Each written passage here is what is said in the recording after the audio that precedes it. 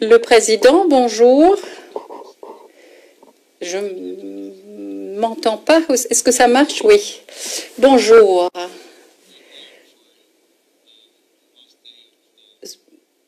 C'est aujourd'hui notre dernier jour de présentation de la défense de M. Gbagbo. Et puis ensuite, juste après, nous entendrons le début des arguments de Maître Blé-Goudet. Je donne la parole à Maître Altit.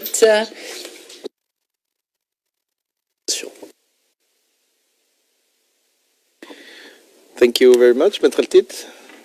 Mr. Jacobs.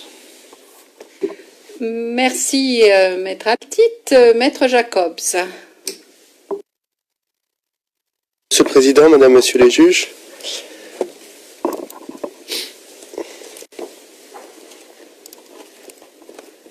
alors hier nous avons vu déjà deux exemples de déconnexion entre l'ampleur d'une allégation et la preuve apportée, c'est-à-dire les ordres, les supposés ordres et le contenu des réunions. J'aborde ce matin un troisième exemple tout à fait frappant de déconnexion, qui sont les discours du président Gbagbo. Depuis les débuts de cette affaire, le procureur essaye de démontrer en vain la moindre intention belliqueuse de la part du président Gbagbo.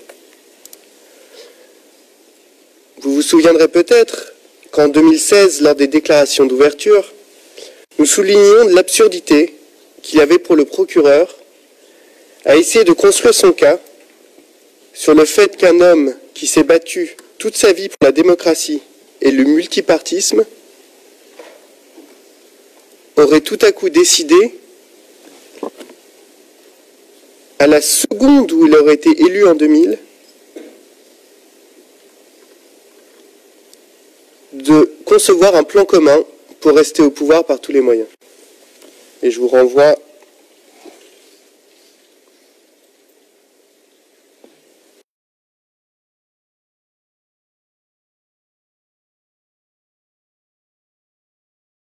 27.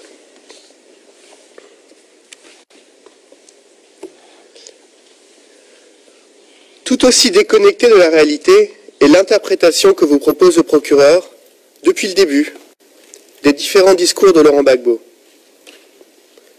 pour essayer de vous faire croire que ces discours de paix et de réconciliation visaient à inciter à la violence.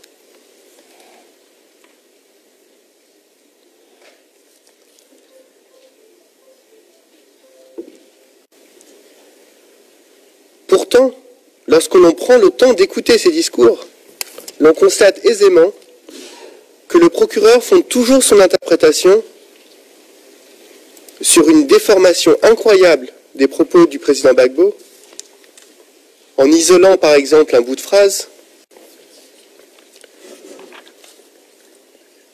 ou sur une négation absolue du contexte.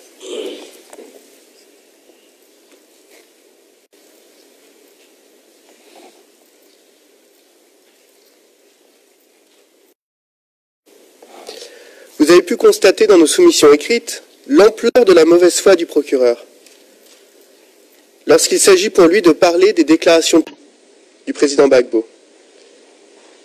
Et je vous renvoie à l'annexe 5 de nos soumissions, au paragraphe 165, ainsi qu'au paragraphe 505 à 549.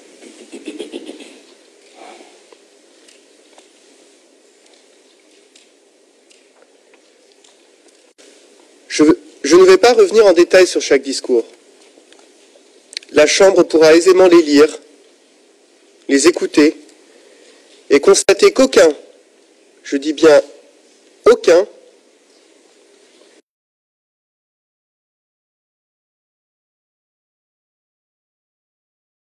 à la réconciliation, à la recherche d'une solution pacifique au conflit, au respect de la légalité républicaine et au respect de la souveraineté de la Côte d'Ivoire.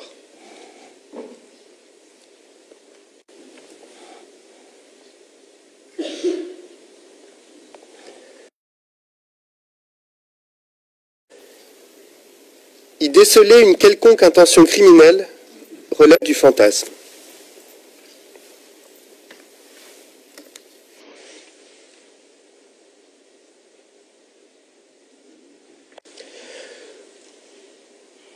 Je me contenterai de quelques points généraux.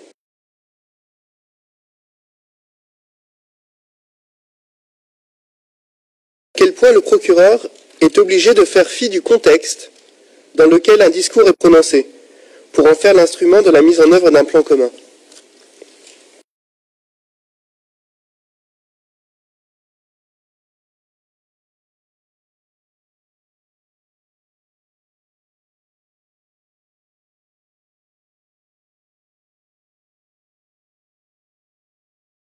Divo, du 27 août 2010.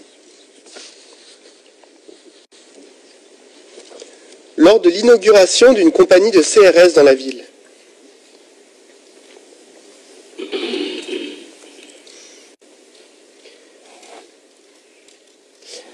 Il s'agissait de lutter contre l'insécurité spécifique qui régnait dans cette région.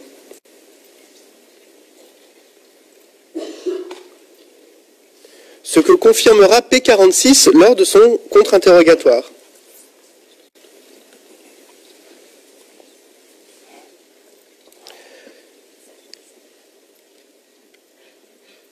Je vais vous citer un extrait de son contre-interrogatoire, T126, page 74, ligne 25, à page 75, ligne 14.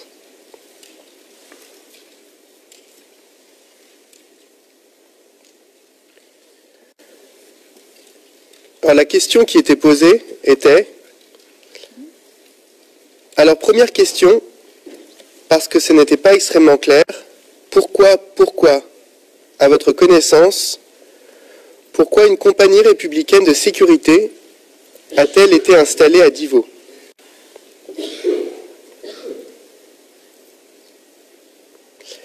Réponse du témoin. Alors Divo était une zone beaucoup plus criminogène. C'est une zone de production, café et cacao.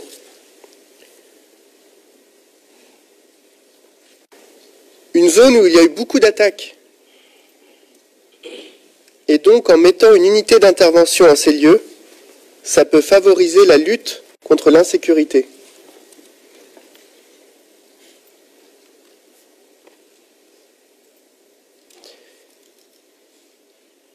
Et quelques lignes plus bas, le témoin précise quel est le lien entre le cacao et la criminalité. Évidemment, il y a un lien. Une zone de production café et cacao, c'est une zone où il y a on brasse beaucoup d'argent.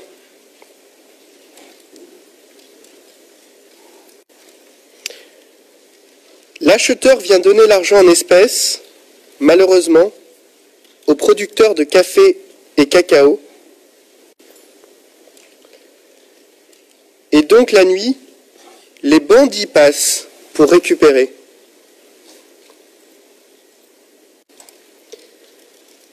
Et tout ça, il fallait une équipe aguerrie pour pouvoir sécuriser cette population.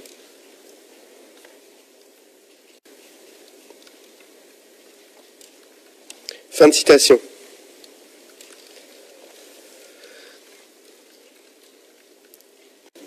Pourquoi le procureur n'écoute-t-il pas son propre témoin? Évidemment, parce que ce témoin confirme que l'installation de cette compagnie de CRS n'a rien à voir avec la mise en œuvre d'un quelconque plan commun.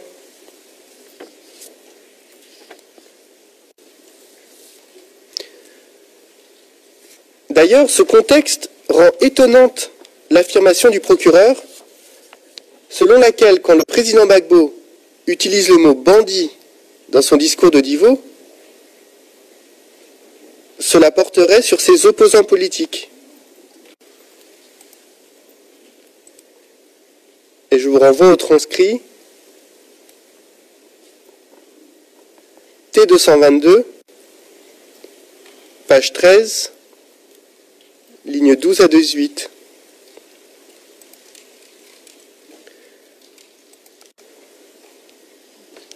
Or, P46 l'a dit clairement. Les bandits, ce sont ceux qui viennent voler l'argent.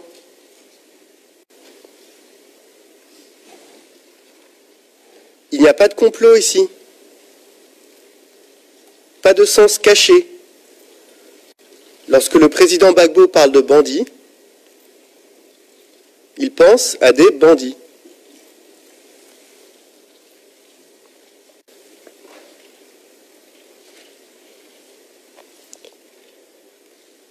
Deuxième point sur les discours.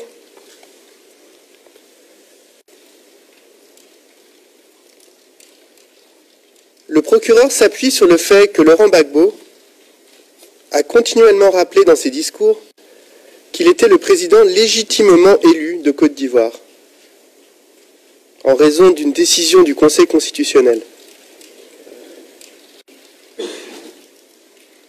Pour en déduire une intention de rester au pouvoir par tous les moyens.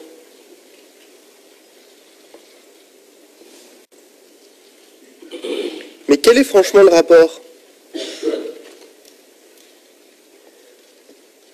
En quoi le fait que Laurent Gbagbo estime qu'il aurait eu le droit constitutionnel de rester au pouvoir, puisque le Conseil constitutionnel, seule institution habilitée à proclamer les résultats des élections, l'a déclaré vainqueur, prouverait une quelconque intention de s'en prendre à des civils.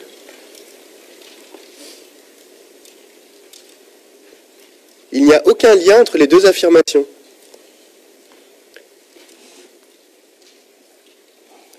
Et le saut logique que propose le procureur par-dessus son vide démonstratif est absolument gigantesque.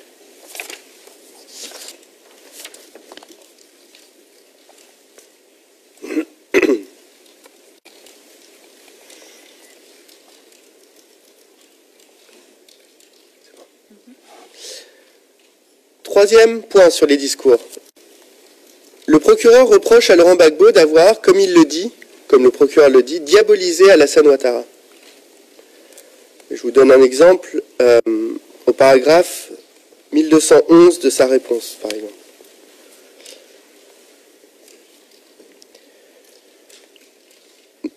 Et l'exemple que prend le procureur, c'est quand il rappelait qu'Alassane Ouattara, quand Laurent Gbagbo rappelait qu'Alassane Ouattara était responsable des tentatives des coups d'État qui secouent la Côte d'Ivoire depuis 1999.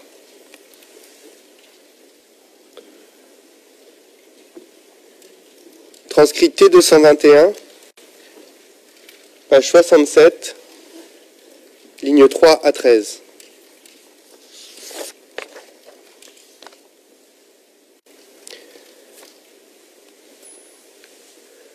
Pourtant, le procureur n'a jamais expliqué où se situerait la diabolisation dans ce propos. Jamais. Il s'agit en Côte d'Ivoire d'une vérité connue de tous. Le rappeler est une forme de truisme.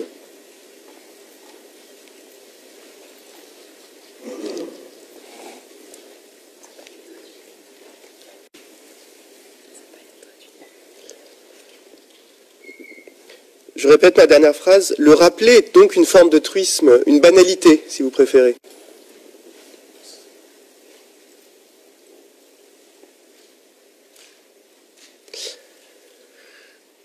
Le procureur démontre ici, comme le rappelait hier Maître Barouin, une méconnaissance absolue de la Côte d'Ivoire, ainsi qu'un mépris pour les Ivoiriens,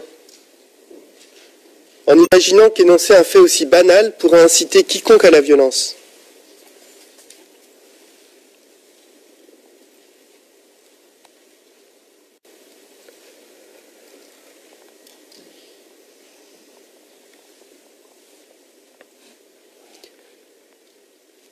Quatrième point sur les discours. Le procureur voit, dans la remise en cause du rôle de l'ONU ou de la France en Côte d'Ivoire pendant la crise, la preuve d'une sinistre intention criminelle.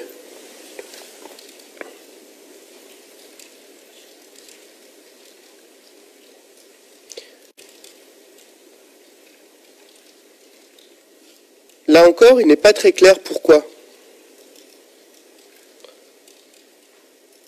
Pour le procureur, la France et l'ONU seraient-elles par définition immunes à toute critique, quel que soit leur comportement ?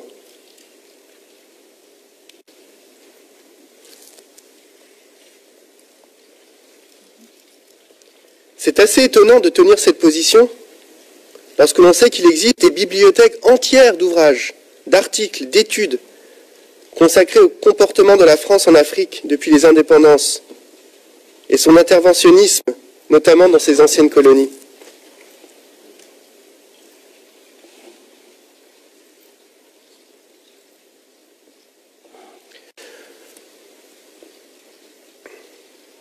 Le procureur prend tellement à cœur de défendre la France qu'il est prêt à tout pour illustrer l'existence de ce qu'il appelle une propagande anti-française.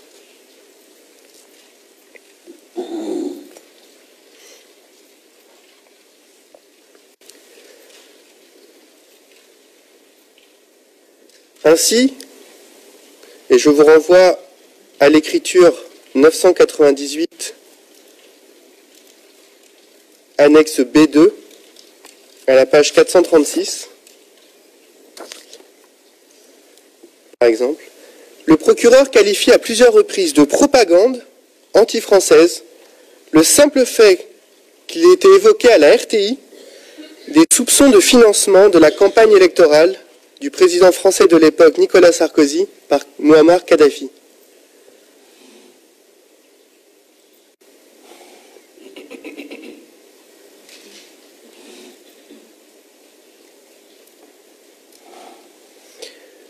De ce point de vue, les journalistes de la RTI en ont certainement moins fait que leurs confrères français.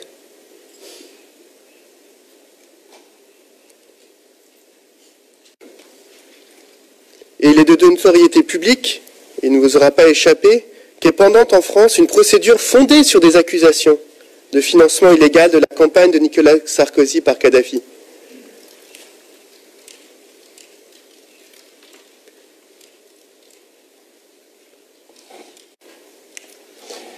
Le procureur n'en accuse pas pour autant les journalistes et les juges français de propagande anti-française.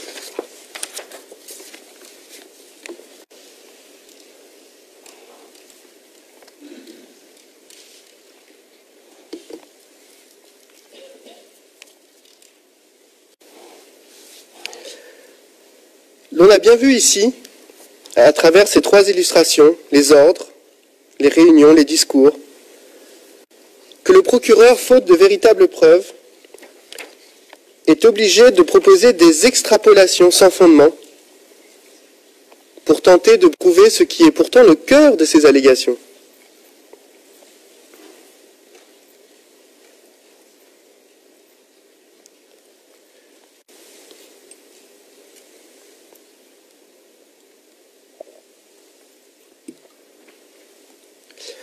Monsieur le Président, Madame, Monsieur les juges, il reste une question à laquelle il convient de répondre. Comment est-il possible que le procureur estime que cette preuve de si mauvaise qualité puisse démontrer quoi que ce soit ?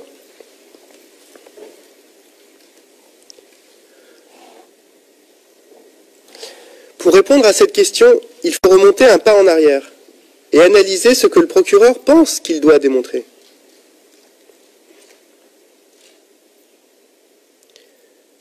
Or, force est de constater que le procureur a construit un échafaudage juridique qui, s'il était suivi, permettrait au procureur de ne pas avoir à démontrer grand-chose, plus particulièrement en ce qui concerne le lien entre le président Gbagbo et les crimes allégués.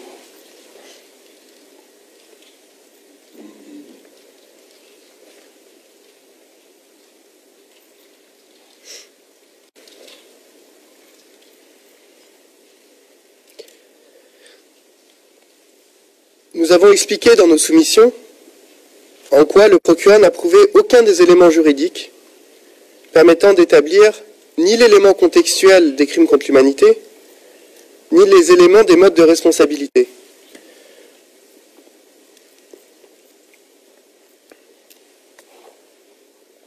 Sa réponse écrite comme ses soumissions orales ne change rien à cet état de fait et je reviens ici rapidement sur quelques points.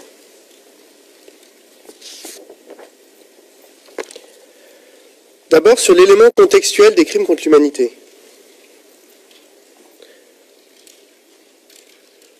Le procureur a estimé en audience, en réponse à une question de votre chambre, ne pas avoir à prouver, au-delà de tout doute raisonnable, les incidents qui constitueraient l'attaque alléguée contre la population civile.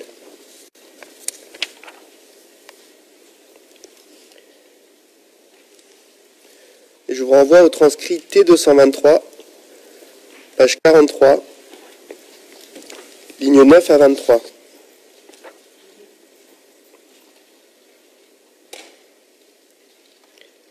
Le procureur est très clair, notamment dans sa réponse écrite, au paragraphe 195. Pour lui,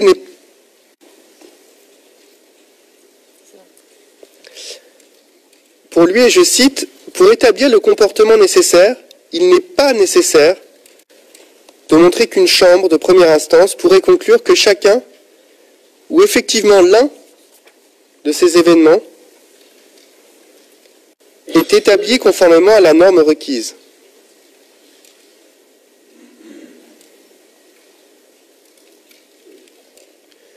Le procureur nous dit ici qu'il doit seulement prouver l'attaque, sans jamais expliquer comment cela fonctionnerait en pratique.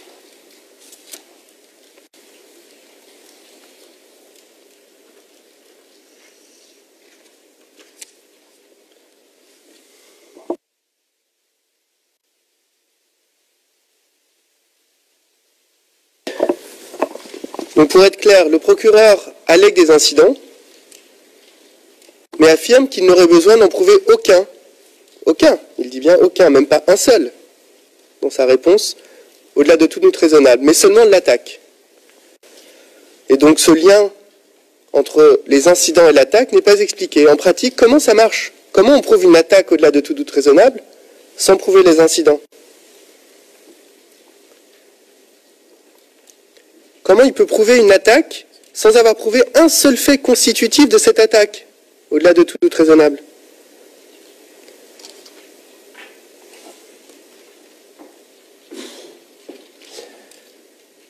Le procureur pense s'en sortir en indiquant en audience, de manière extrêmement théorique, que les deux concepts agissent à un niveau différent d'abstraction.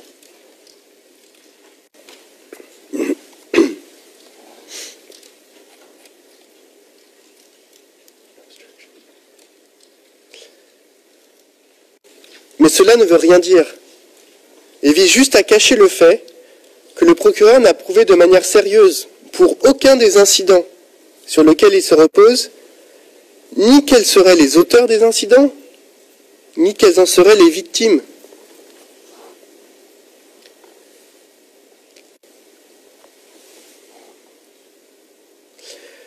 Or, sans savoir qui sont les auteurs, ni donc quelle serait leur intention ou leur motivation, sur quoi le procureur peut-il bien se fonder pour dire que tous ces incidents, même s'ils avaient eu lieu, seraient liés à une même attaque?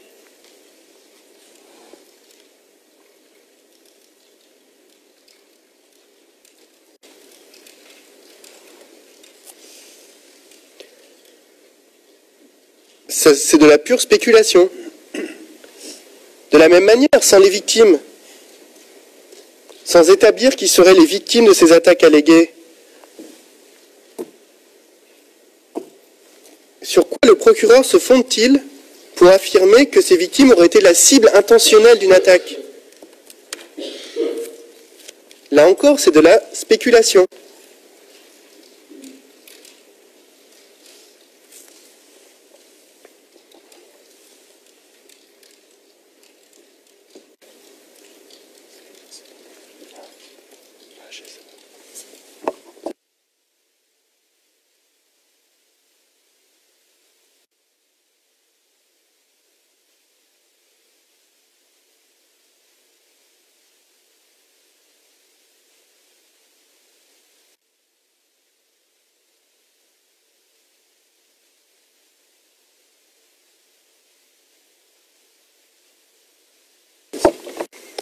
Donc juste, je résume ce point, pour que ce soit clair.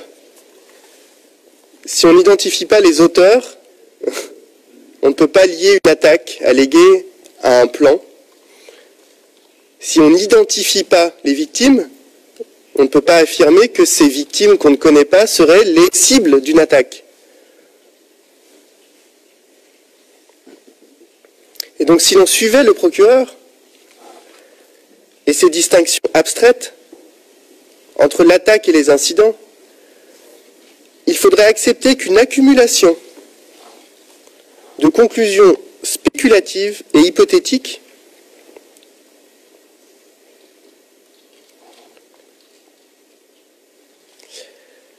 fondées sur une preuve dénuée de toute qualité, puisque la plupart du temps indirecte, fondée sur du oui-dire et non corroboré, puisse par une forme de miracle alchimique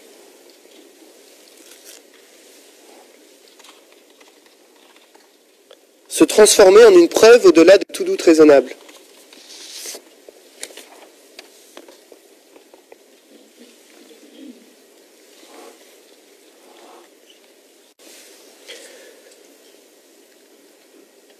Je relève que les juges Van den Weigart et Morrison, dans leur opinion séparée dans le jugement Bemba d'appel, mettaient en garde contre ce genre d'approche. Donc c'est la décision 3636, annexe 2, paragraphes 66 et 67. Et je ne vais pas tout vous lire.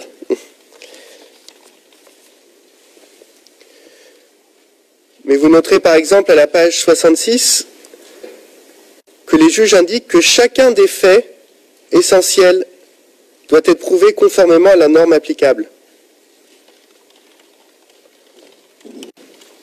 L'approche du procureur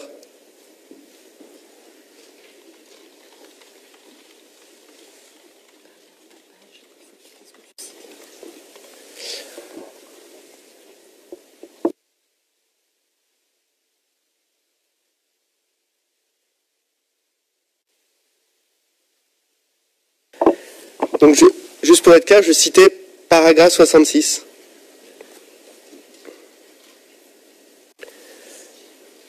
L'approche du procureur donnerait à penser qu'il est possible de prouver une série de meurtres sans prouver un seul décès spécifique. C'est faux, car un comportement n'existe pas indépendamment de chacun des actes criminels. Il n'est que la somme de ces actes. Fin de citation.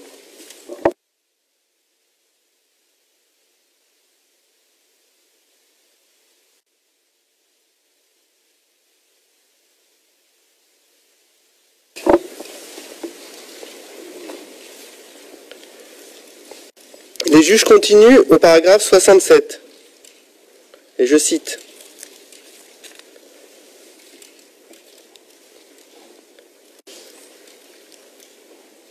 Le recours par le procureur à l'approche holistique ne saurait compenser l'absence d'éléments de preuve clairs et convaincants.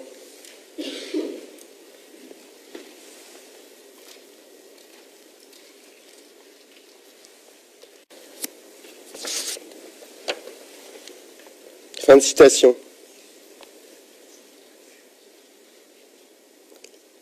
Et les juges continuent quelques lignes plus bas. Je cite, « Bien au contraire,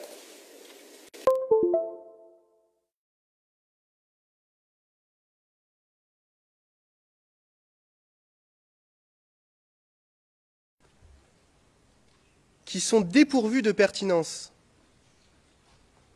ou de véritable valeur probante.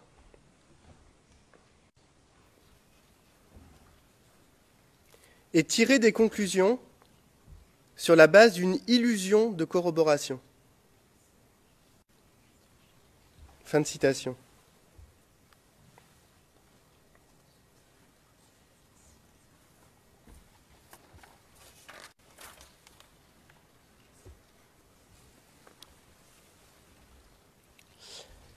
Alors je passe à présent au mode de responsabilité sur 25.3.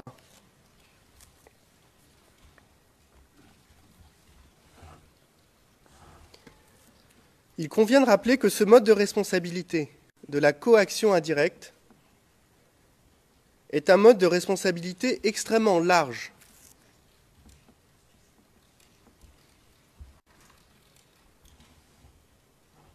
Puisqu'il permet de condamner une personne, un, pour des actes qu'elle n'a pas directement commis, et deux, pour des actes dont elle n'aurait même pas eu connaissance, puisque la connaissance et l'intention de l'un des co-auteurs suffiraient à permettre d'imputer les actes en question à l'accusé.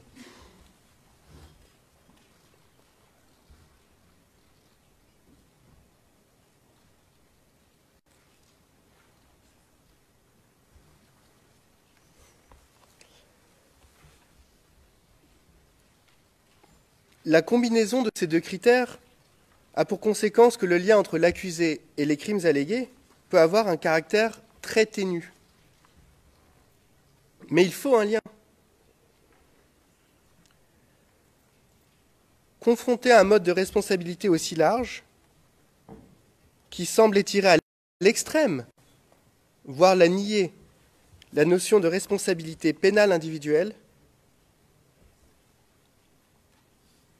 notion de responsabilité individuelle qui est au cœur du droit international pénal, il est important que les juges vérifient les critères de ce mode de responsabilité avec la plus grande rigueur.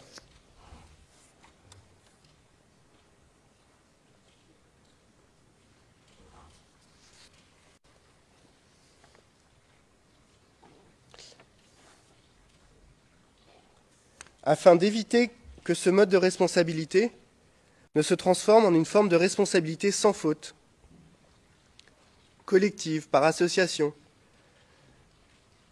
laquelle serait en contradiction totale avec la lettre et l'esprit du statut.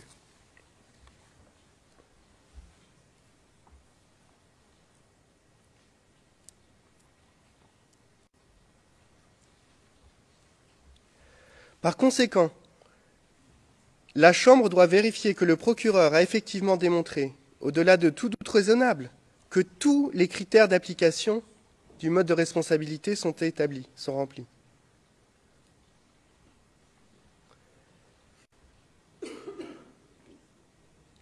Il doit démontrer la réalité du plan ou de l'accord.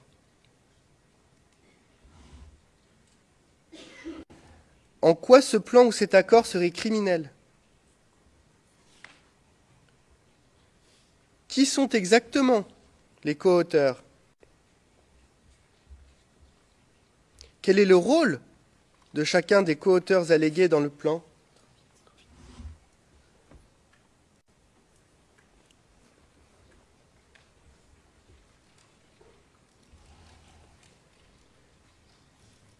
Et à la commission des crimes.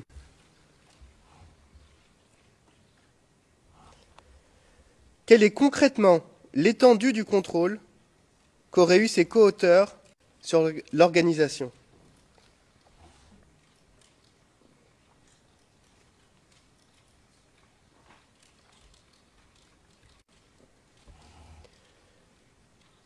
Tous ces critères forment une chaîne démonstrative et sont cumulatifs.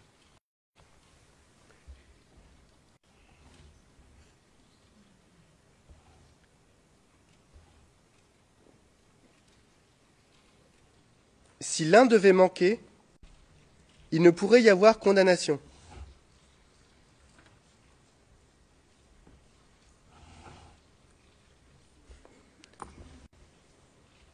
Je répète, ils sont cumulatifs. Il faut qu'ils soient tous réunis.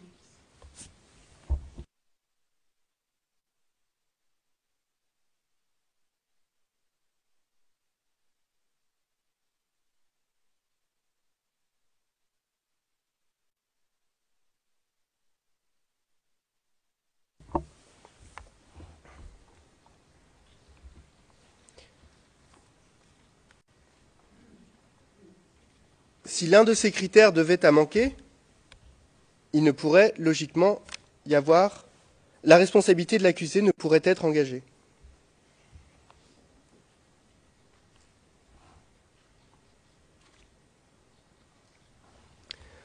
Or, le procureur a construit son argumentation juridique de telle manière à ce qu'il n'ait finalement pas besoin de démontrer grand-chose, puisque, comme nous le rappelions hier, il invite la Chambre à déduire le plan commun d'une preuve circonstancielle des moins convaincantes,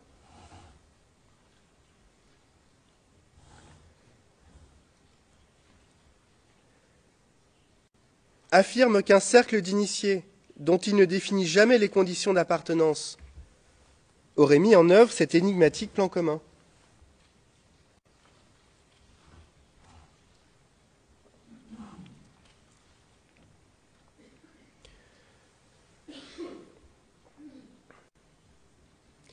Notons que le procureur, certainement pour justifier à rebours qu'il n'a pas de manière convaincante expliqué quelle serait la composition du cercle d'initiés,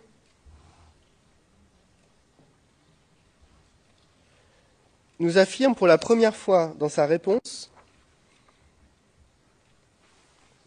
au paragraphe 1090,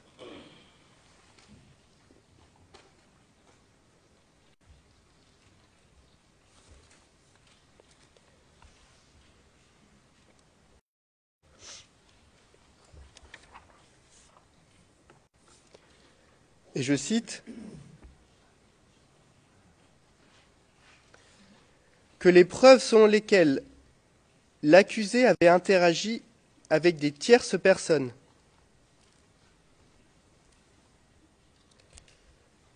c'est-à-dire des personnes qui ne font pas partie du plan commun,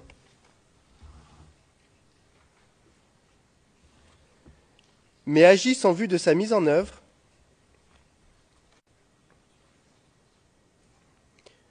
pouvaient être prises en compte à bon droit par le juge des faits pour apprécier la participation de l'accusé au plan commun de manière générale.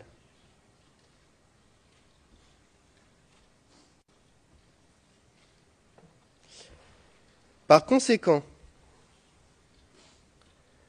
une preuve attestant l'interaction d'un coauteur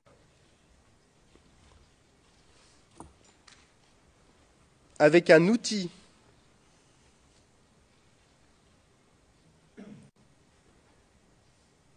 ou un complice en vue de la commission des crimes reprochés peut être très pertinente pour établir l'existence du plan commun.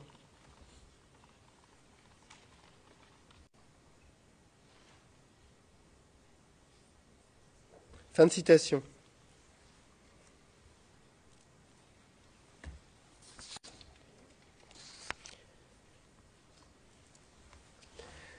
La seule source du procureur, pour ce principe, est le jugement d'appel dans l'affaire d'outrage dans la situation de la République centrafricaine.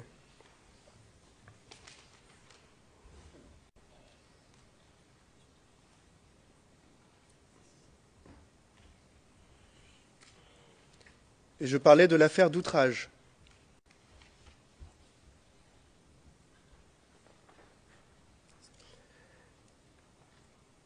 Deux remarques.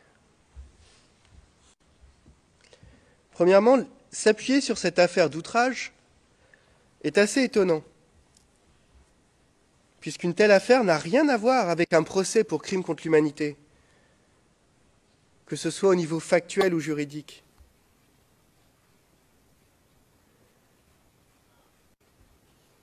Le fait que le procureur doive renvoyer à ce jugement montre en réalité qu'il n'a absolument aucun précédent pour ce qu'il affirme dans toutes les vraies affaires pénales de cette Cour.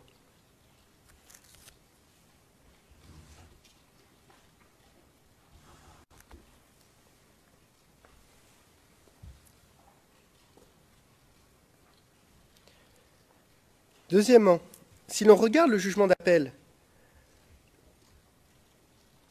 il n'apparaît pas que la chambre d'appel pose le moindre principe général, comme semble suggérer le procureur.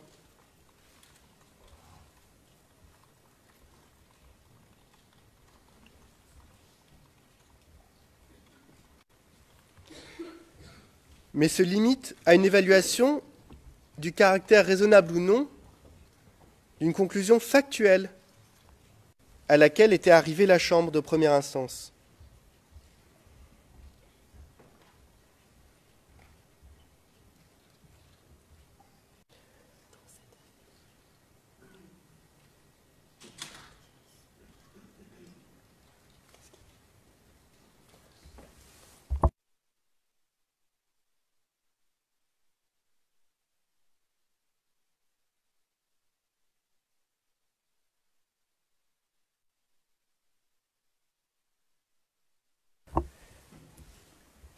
Donc cette conclusion factuelle dans cette affaire d'outrage est strictement limitée à cette affaire d'outrage.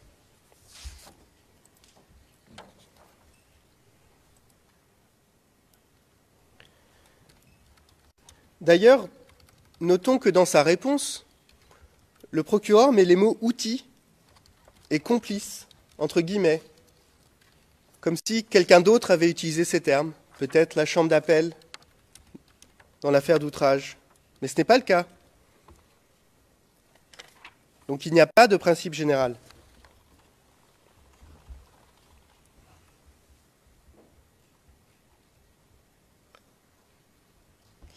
Quoi qu'il en soit, il faut bien comprendre la conséquence de ce que propose le procureur.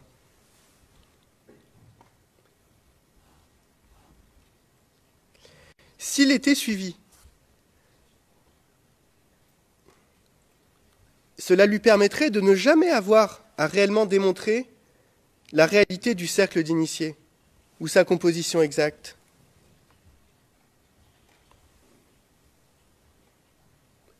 Puisqu'il vous dira toujours que telle ou telle personne serait un simple outil du plan commun. Notion encore plus vague, s'il était possible de le faire, que la notion de cercle d'initiés.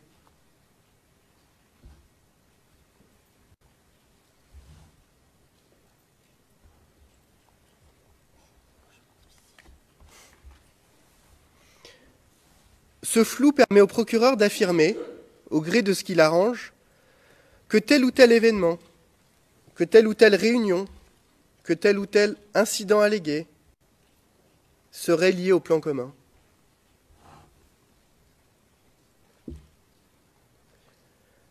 Que telle ou telle personne serait liée au cercle d'initiés.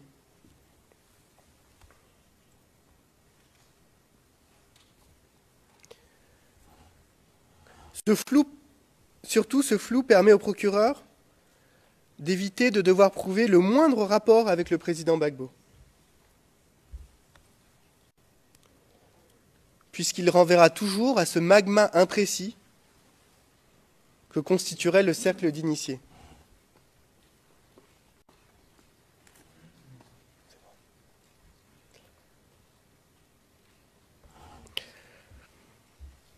Tout le monde étant responsable de tout,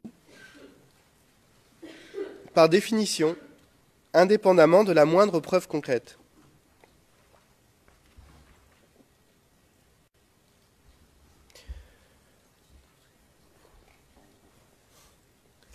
Autrement dit, pour le procureur, et j'insiste, une fois posée l'hypothèse d'un cercle d'initiés,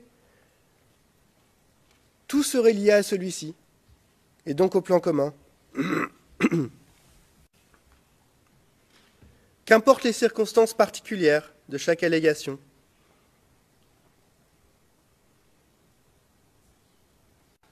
Qu'importe même qui serait en cause.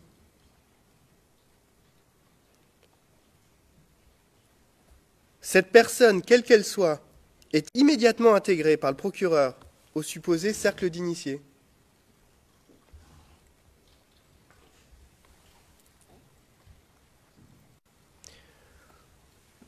Toute action d'un membre de ce soi-disant cercle d'initiés sera automatiquement considérée comme étant une mise en œuvre du plan commun.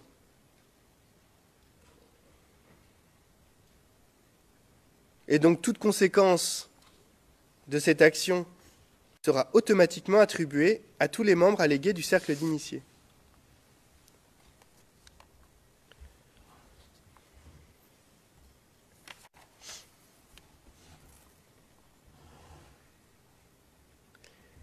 Et pour se rendre la vie encore plus facile, le procureur présente une vision tout à fait étonnante de la manière d'établir l'intention de Laurent Gbagbo.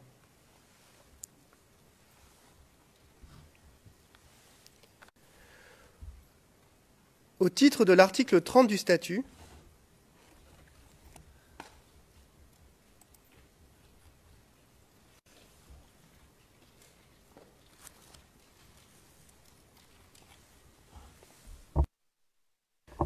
je vais répéter, le procureur présente une vision étonnante de la manière d'établir la responsabilité de l'intention de Laurent Gbagbo.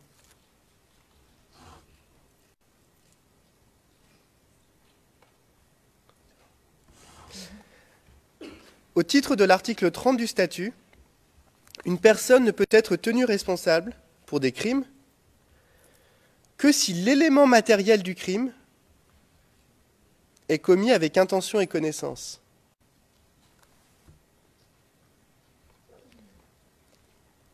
À l'évidence, cette intention et cette connaissance doivent être établies par rapport aux éléments matériels des crimes allégués dans les charges.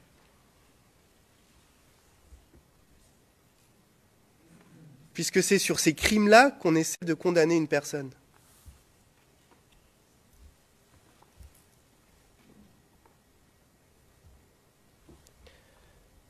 Or, le procureur affirme, au paragraphe 1101 de sa réponse, et je cite, « Pour que l'accusé satisfasse aux éléments subjectifs des crimes qui lui sont reprochés, il ne doit pas nécessairement avoir eu connaissance des crimes spécifiques ayant résulté de la mise en œuvre du plan commun. Au lieu de cela, il est seulement nécessaire que l'accusé ait été conscient que la mise en œuvre du plan commun aurait abouti, dans le cours normal des événements, à la commission du type d'infraction reprochée. »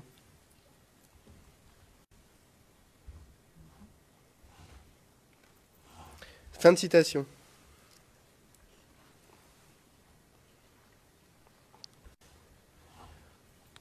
Pour le procureur, il n'est donc point besoin d'établir le moindre lien direct entre Laurent Gbagbo et les crimes allégués. Ce qui est bien évidemment contraire à tous les principes généraux du droit pénal.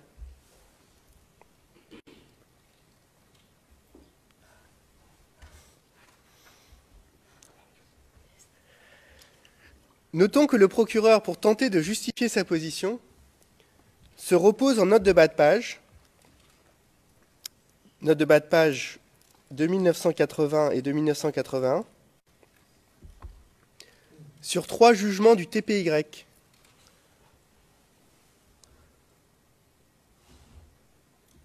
Alors qu'à l'évidence, le droit applicable en matière de mode de responsabilité au TPY est radicalement différent qu'ici à la CPI et n'est pas transposable.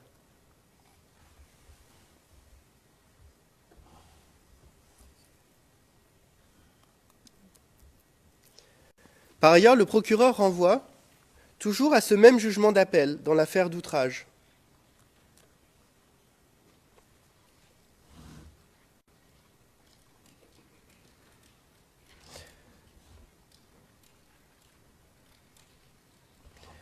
Or, quand on lit l'extrait auquel renvoie le procureur, qui est au paragraphe 1308 du jugement d'appel, dont je n'ai pas donné la référence, C'est la décision 2275 du 8 mars 2018. Donc, quand on regarde ce à quoi le procureur fait référence, la pertinence en l'espèce n'est vraiment pas évidente.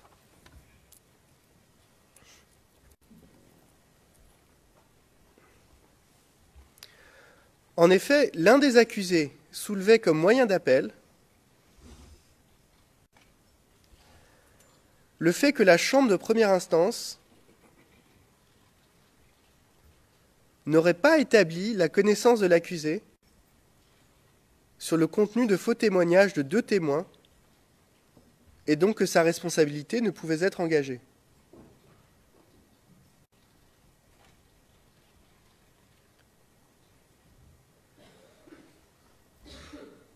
La chambre d'appel a répondu qu'il suffisait d'avoir établi la connaissance de l'accusé du fait que 14 témoins allaient faire des faux témoignages sans qu'il y ait besoin d'établir une connaissance du contenu de ces faux témoignages.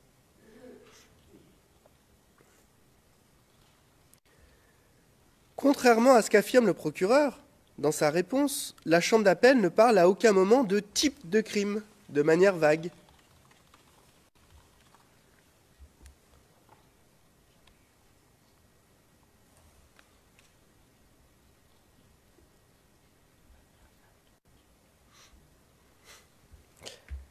La chambre d'appel est au contraire spécifique, elle n'est pas vague. Elle a bien établi que la chambre de première instance avait établi la connaissance de l'accusé spécifiquement pour les actes de faux témoignages qui lui étaient imputés.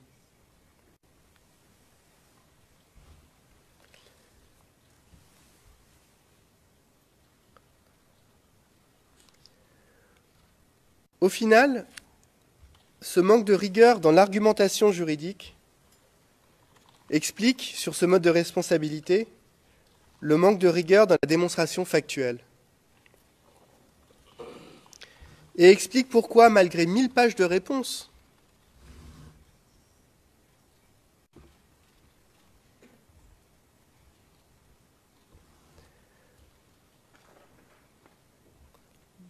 le procureur est incapable de répondre à des questions simples posées par la défense, qui remettent en cause tout son cas.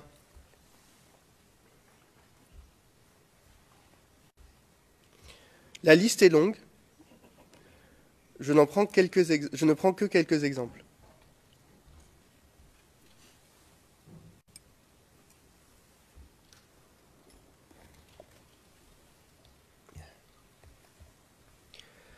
Premier exemple, comment le procureur peut-il affirmer qu'une personne aurait fait partie d'un supposé cercle de proches ou cercle d'initiés s'il ne s'est jamais intéressé aux intentions ou aux motivations de ces personnes ?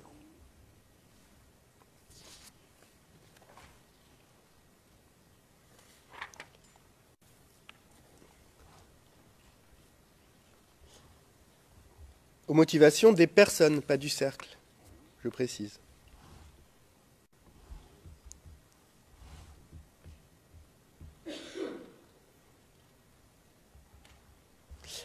La réponse du procureur peut être trouvée au paragraphe 1384, ou ce qu'il présente comme une réponse.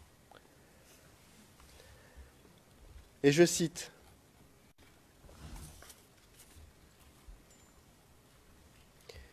« Il n'existe pas d'exigence, en vertu de la jurisprudence,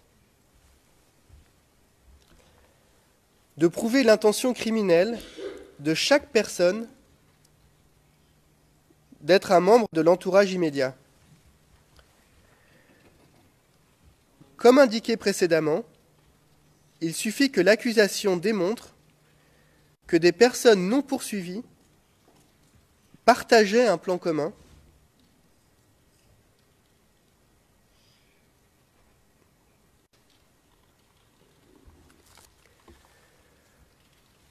Donc je continue, que des personnes non poursuivies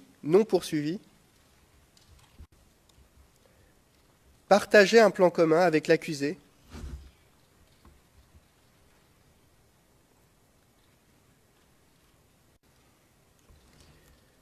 pour attribuer son comportement, qu'il soit essentiel ou non pour le plan commun, à l'accusé.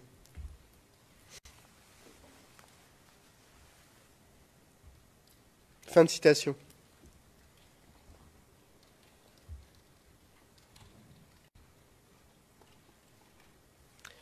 Cette réponse laisse songeur, pour plusieurs raisons, pour deux raisons.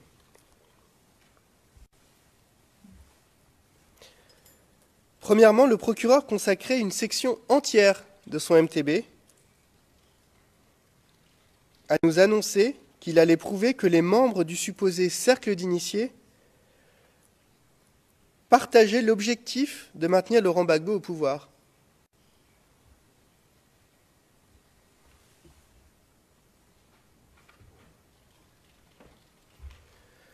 Que fait le procureur lorsque la défense montre qu'il n'a en fait rien démontré,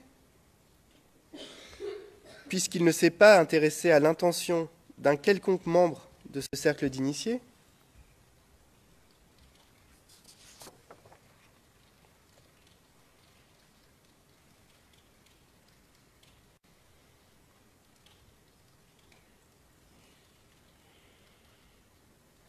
Il nous dit que finalement, il n'a pas besoin de s'y intéresser. Ce qui, vous le noterez, est une concession en creux qu'il n'avait pas fait le travail dans le MTB.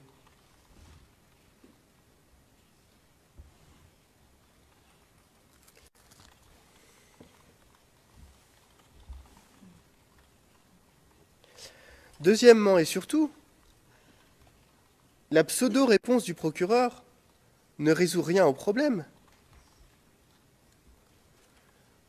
Comment serait-il logiquement possible de démontrer que des personnes partageraient un plan commun, ce que nous dit le procureur, sans s'intéresser à l'intention de ces personnes?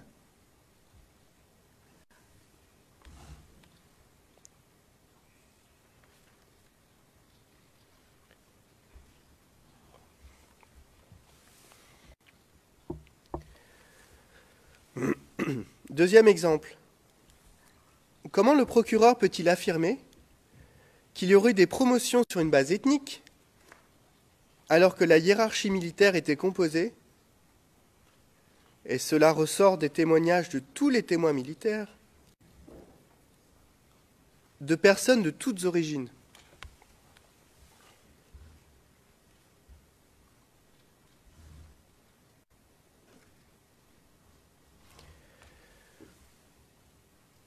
Le procureur prétend répondre à cette difficulté au paragraphe 1396 de sa réponse.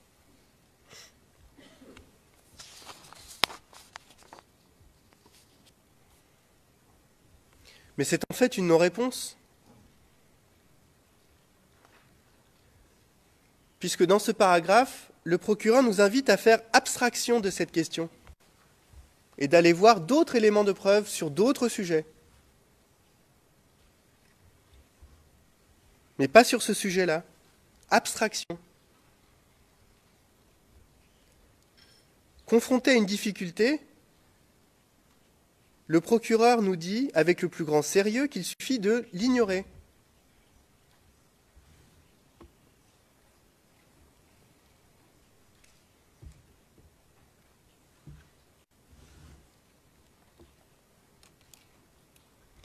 Au-delà du fait que ce n'est pas une réponse très satisfaisante, cela montre, encore une fois en creux, que le procureur concède le point fait par la défense. Et donc il n'a rien démontré sur ce point.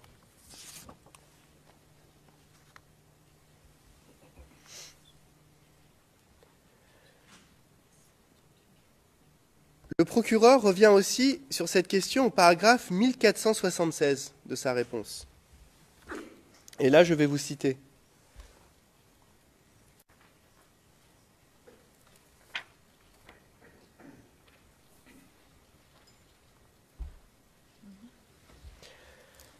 Quant à l'argument de Laurent Gbagbo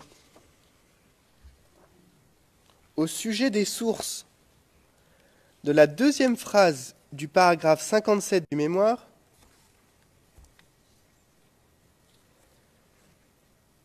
l'accusation convient que les références données n'appuient pas toutes l'allégation figurant dans la phrase précédente.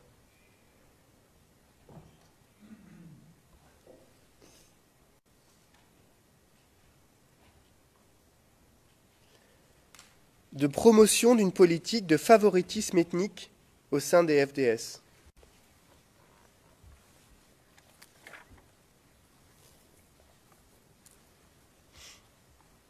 Fin de citation.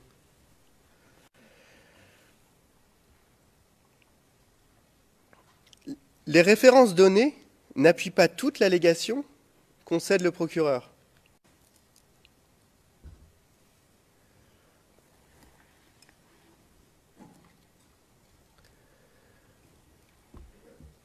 Nous vous invitons à vous reporter au paragraphe 230 à 241 de notre annexe 5 pour constater qu'aucune référence, aucune donnée par le procureur, ne fait état d'une quelconque politique de favoritisme ethnique.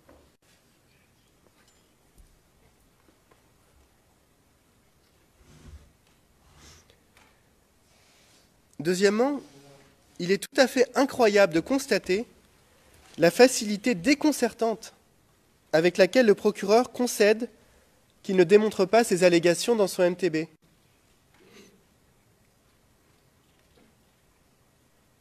Finalement, mes références ne correspondent pas. Il nous l'a dit en audience le mois dernier. Ah, ce n'étaient pas les bonnes références. Je vais corriger maintenant. Le procureur semble croire, comme dit l'adage populaire, qu'une faute avouée sera à moitié pardonnée.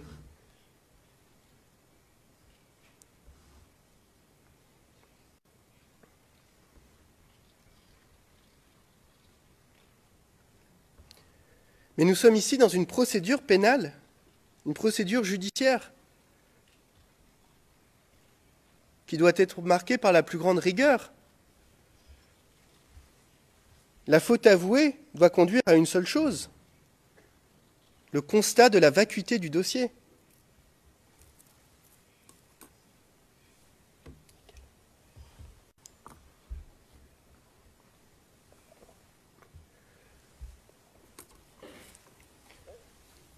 Troisième exemple. Comment le procureur peut-il affirmer que les nominations de certains militaires auraient eu pour vocation de promouvoir des proches de Laurent Gbagbo, alors qu'il n'a jamais pris la peine de démontrer que ces nominations n'auraient pas suivi leur cours normal et n'auraient pas suivi une procédure normale.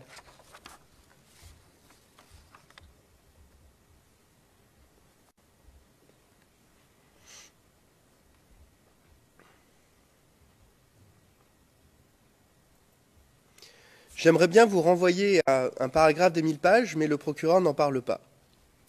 Il ne répond pas à ce problème dans ces 1000 pages.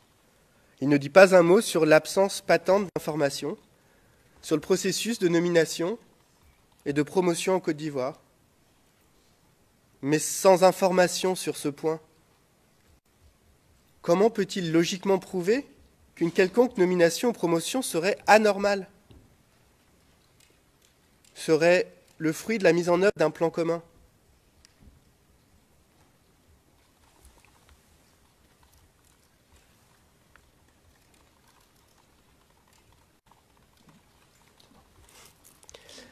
Enfin, un dernier exemple sur 25.3.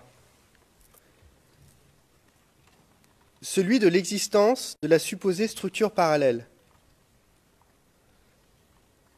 dont la défense a montré dans ses soumissions écrites qu'elle n'était fondée sur rien.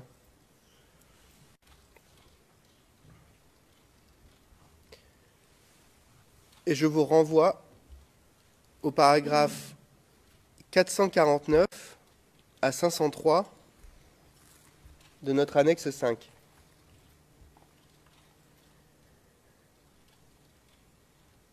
La défense avait notamment soulevé le problème de logique qui sous-tendait toute l'argumentation du procureur sur cette question. Et je me permets de citer le paragraphe 450 de l'annexe 5 de nos soumissions.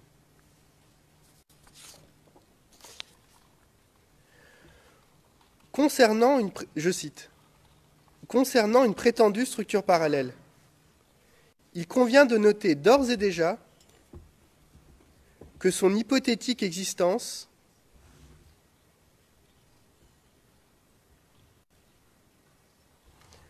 remettrait en cause tout le narratif du procureur.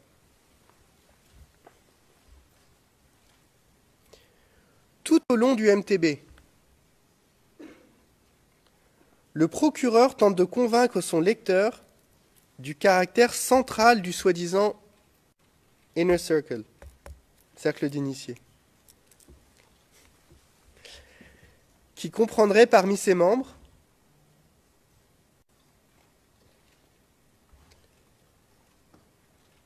les plus hauts responsables, les plus importants, les hauts responsables des FDS, dont le général Mangou et le général Deto Leto.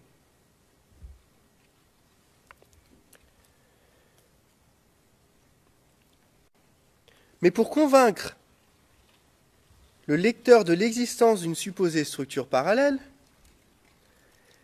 il doit expliquer qu'en réalité, rien n'était décidé dans la structure officielle, que tout se décidait dans la structure parallèle.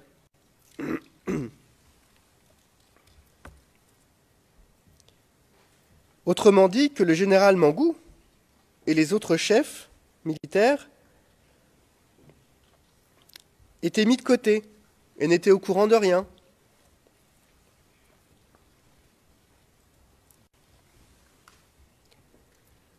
Ainsi tient-il deux positions contradictoires.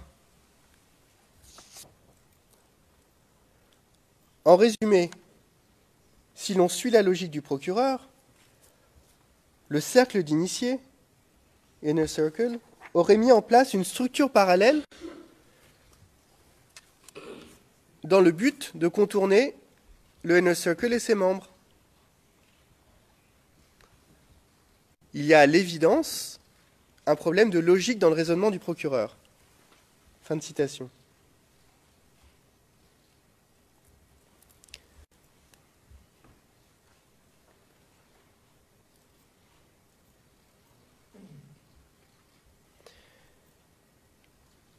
Voici la réponse du procureur. Au paragraphe 1627.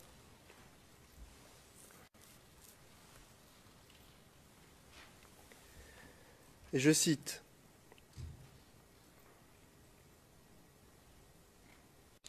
Contrairement à ce qu'affirme Laurent Gbagbo,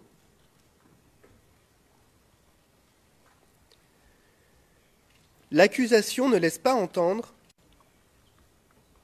que le but de la structure parallèle consistait à contourner l'entourage immédiat et ses membres. Elle ne dit pas que la structure parallèle était parallèle à l'entourage immédiat.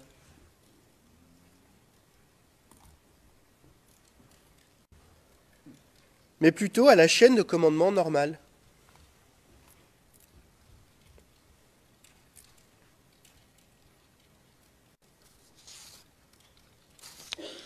Fin de citation.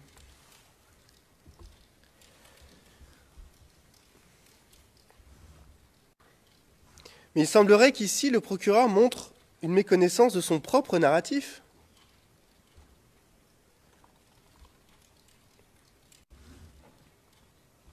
En effet, il allait que tous les hauts responsables, militaires et policiers, ainsi que les ministres de tutelle, faisaient partie de ce qu'il appelle l'entourage immédiat.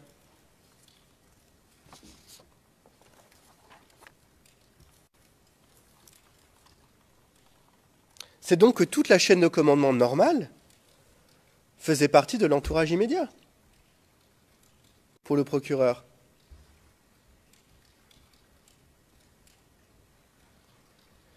Par conséquent, dire que la structure parallèle était parallèle à la chaîne de commandement normale, comme nous le dit le procureur, équivaut exactement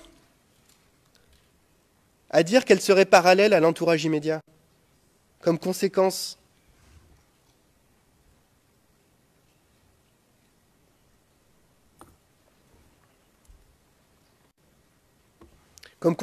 logique, incontournable de l'argumentation même du procureur. Ce n'est pas notre argumentation, c'est celle du procureur.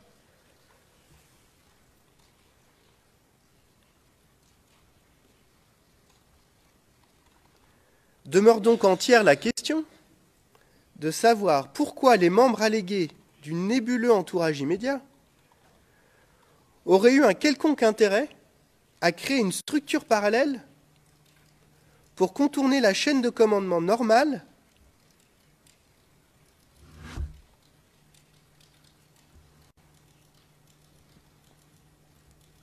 dont ils faisaient, selon le procureur lui-même, tous partie.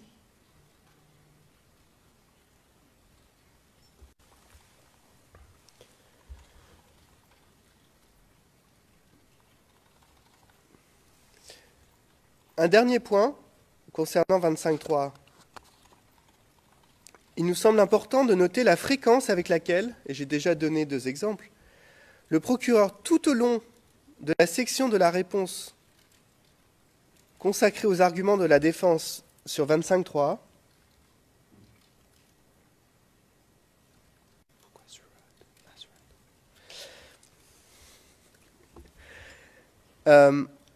donc paragraphe 1349 à 1857, donc c'est une section assez longue, ne répond pas directement à ce que dit la défense sur tel ou tel point,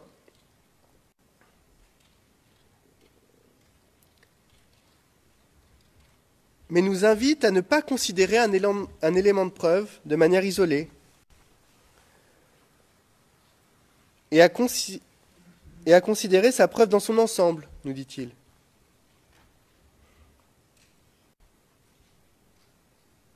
Quand il ne nous dit pas de manière explicite, comme je l'ai mentionné tout à l'heure, de faire abstraction de son argument, finalement. Mais procéder ainsi, c'est une autre manière pour le procureur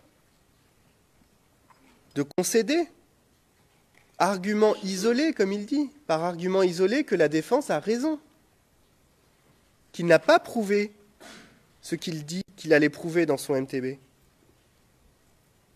Et il essaie de cacher ça dans la masse de sa preuve, en renvoyant à son dossier dans son ensemble. Mais au bout d'un moment,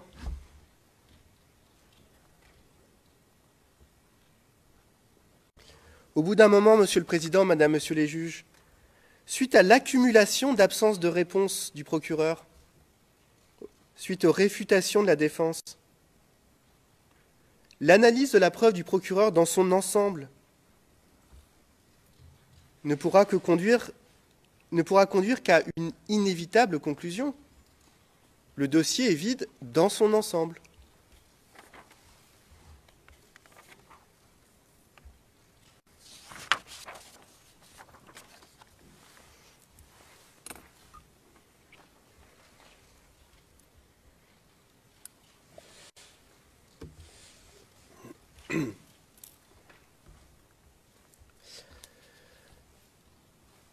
Je passe à présent au mode de responsabilité sous 25.3b et 25.3d.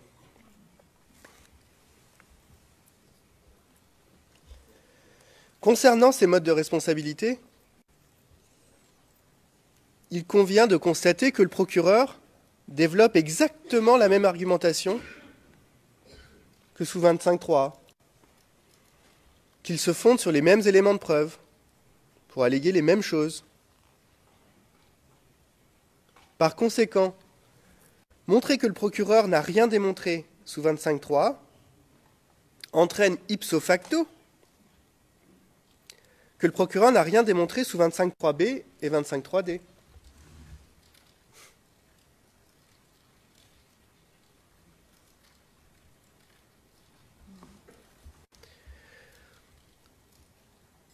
Ce n'est pas parce que le procureur repeint son château de cartes bancal d'une autre couleur d'un mode de responsabilité à l'autre, que ce n'est plus un château de cartes bancal.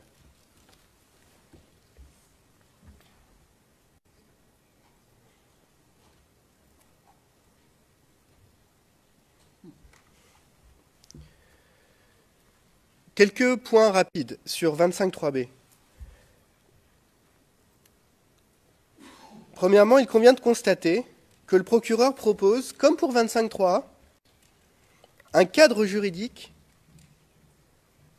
lui permettant de ne pas avoir à prouver le moindre lien entre Laurent Gbagbo et les crimes allégués.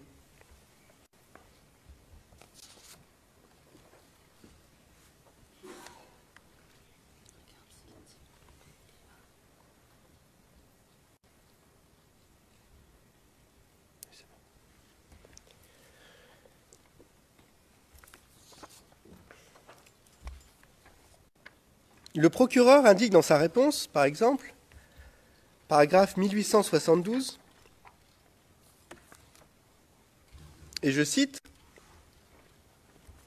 « Pour les 3 modes de responsabilité envisagés à l'article 25.3b, l'accusé peut exercer une influence, sous quelque forme que ce soit,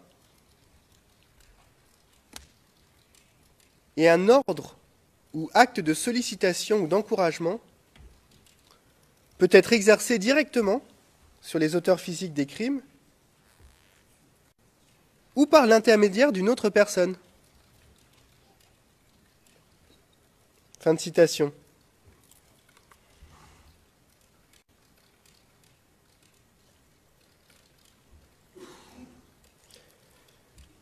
Concrètement, en disant cela, le procureur propose une forme de mélange entre 25.3 et 25.3b. En essayant de glisser dans 25.3b un bout de phrase par l'intermédiaire d'une autre personne qui ne s'y trouve pas.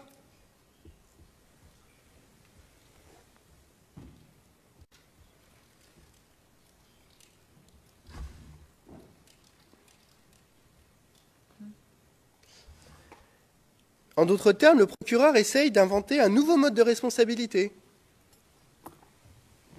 qui n'existe pas dans le statut.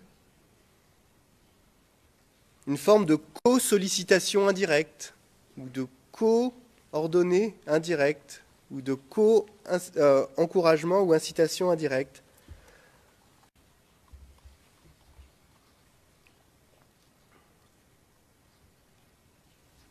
Notons que l'unique source du procureur ici est toujours ce même jugement d'appel dans l'affaire d'outrage dans la situation centrafricaine. Démontrant encore une fois le peu de précédents dont est capable de se prévaloir le procureur sur ces questions.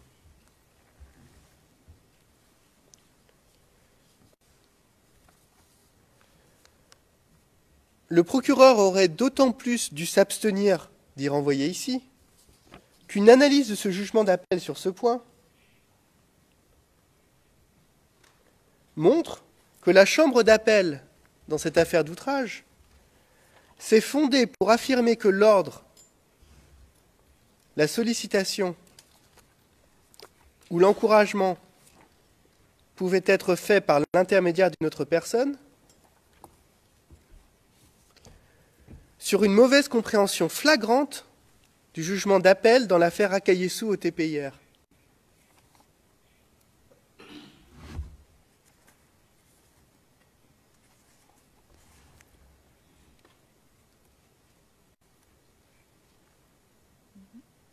Ainsi, la chambre d'appel dans l'affaire d'outrage renvoie au paragraphe 418 du jugement Akayesu, où est discuté, dans ce paragraphe 418, de la question de savoir si une incitation doit être directe ou pas.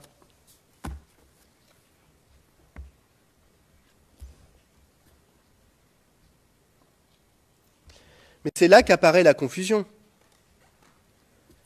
Il est bien évident pour tous ceux qui connaissent la jurisprudence pénale internationale, et notamment celle du TPIR,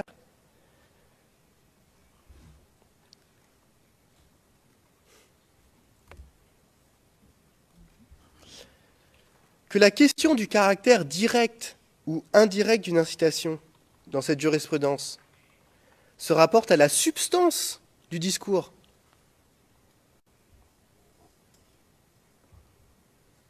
Est-ce qu'une personne a directement incité à la commission d'un crime ou l'a seulement suggéré ?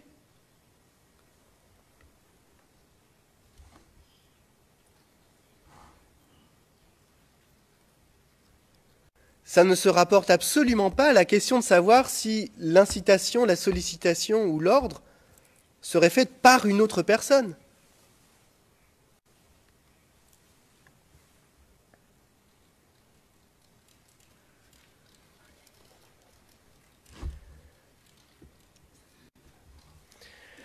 Il est donc étonnant que le procureur se prévale de cette jurisprudence qui, sur ce point, est à l'évidence sans fondement légal.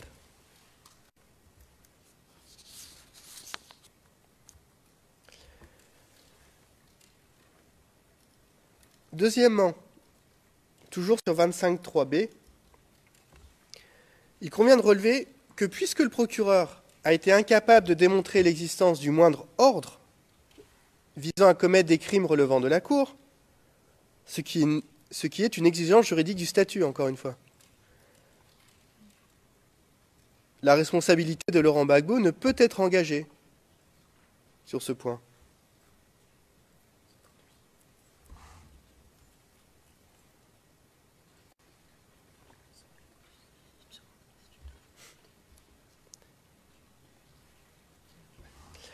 Dans le même sens, le procureur a été incapable de démontrer la moindre sollicitation ou le moindre encouragement à commettre des crimes. Là encore, une exigence du statut.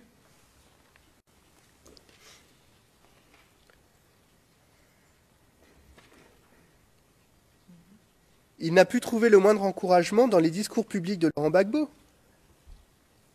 puisque ces discours sont systématiquement des appels au calme, à la paix et à la réconciliation.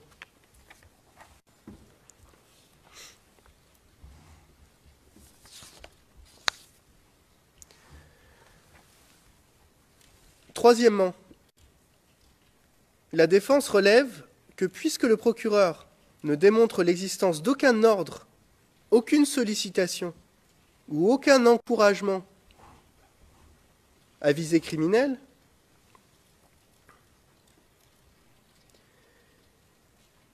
il est obligé de se rabattre sur l'idée que la commission des crimes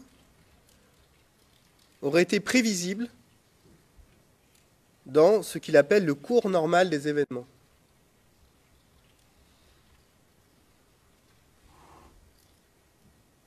Voir par exemple au transcrit T222, page 75, ligne 18.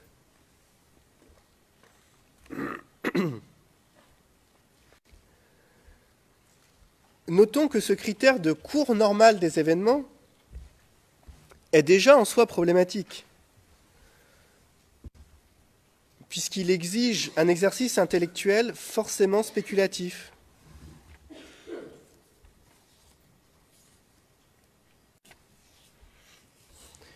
Et surtout qui est porteur d'un risque dangereux de renversement de la logique.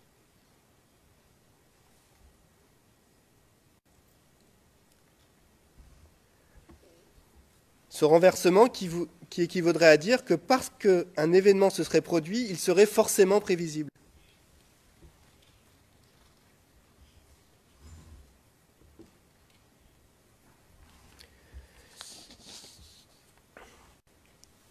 Notons surtout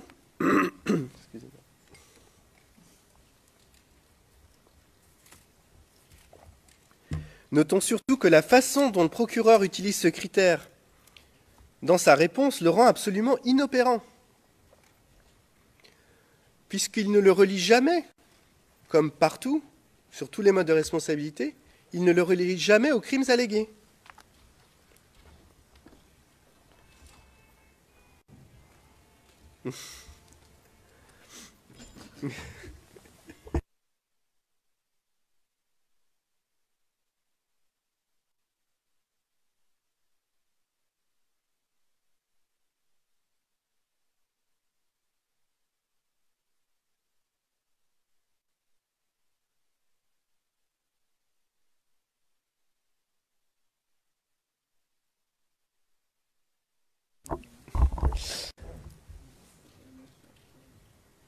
Donc si l'on écoute bien le procureur, puisqu'il ne lie pas cette question aux incidents spécifiques, aux crimes allégués, on se rend compte de ce qu'il nous dit vraiment.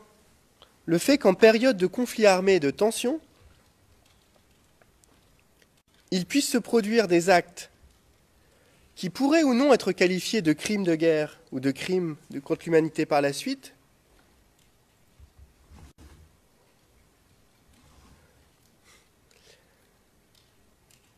devrait conduire les autorités d'un État à ne simplement rien faire. Cela peut sembler exagéré, mais c'est exactement ce que nous dit le procureur.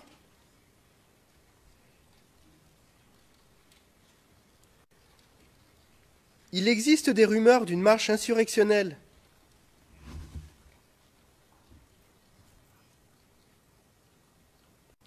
pour prendre le pouvoir par la force.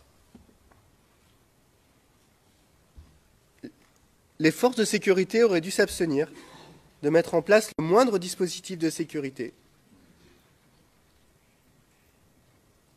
pour protéger les institutions de la République. Puisqu'il y a toujours des risques de débordement dans un tel cas de figure.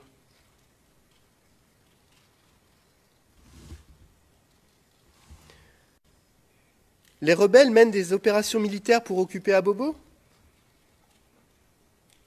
Là encore, les forces de sécurité n'auraient dû rien faire. Et ainsi de suite. Nous y reviendrons un peu plus tard, mais l'on voit bien ici quel est le cœur de la thèse du procureur. Il reproche au président Gbagbo et aux forces de sécurité républicaines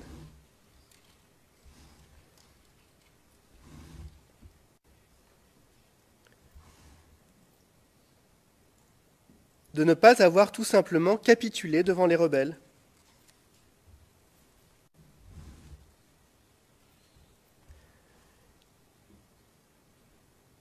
Il s'agit là d'une position politique et non d'une démonstration juridique.